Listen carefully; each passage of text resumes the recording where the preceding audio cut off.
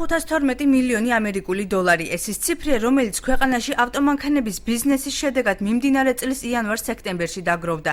საქსტატის ამ მონაცემზე დაყრდნობით მაჩვენებელი გასული წლის ანალოგიურ პერიოდს უკვე აღემატება, თუმცა ავტობიზნესით დაკავებული ადამიანები ავტომანქანების შემცირებულ ექსპორტზე საუბრობენ. არავინ არ არის ყიდველი, საერთოდ გამოთიშულია ხალხი ამ რეალიზაციიდან. შემოდიოდა საქართველოში სომხები, აზერბაიჯანელები, მაგრამ ისიც აღარ არის უკვე, ისინიც თავს იკავებენ. კომპანიების ხელმძღვანელები, რომლებიც უცხოეთიდან მანქანების ჩამოყვანითა და შემდგომ მათი გაყიდვით არიან დაკავებულნი, აცხადებენ, რომ მეზობელი სახელმწიფოებიდან ავტომანქანების შეძენის ინტერესი ბოლო 1 თვის წინ შენელდა.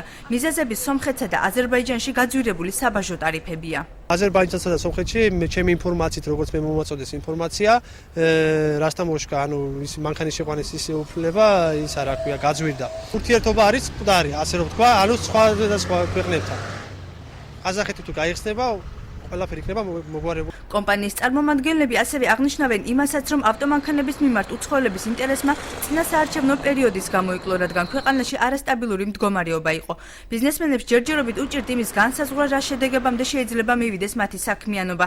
არჩევნებთან დაკავშირებით შეჩერდა გაკეთება მანქანების. უფრო დიდია ძრავი, გაბაჟება ძვირიჯდება.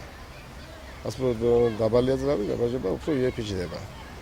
და მანქანის რა მოდელისა რომ წლიანია მანქანა იმაზე დამოკიდებულია.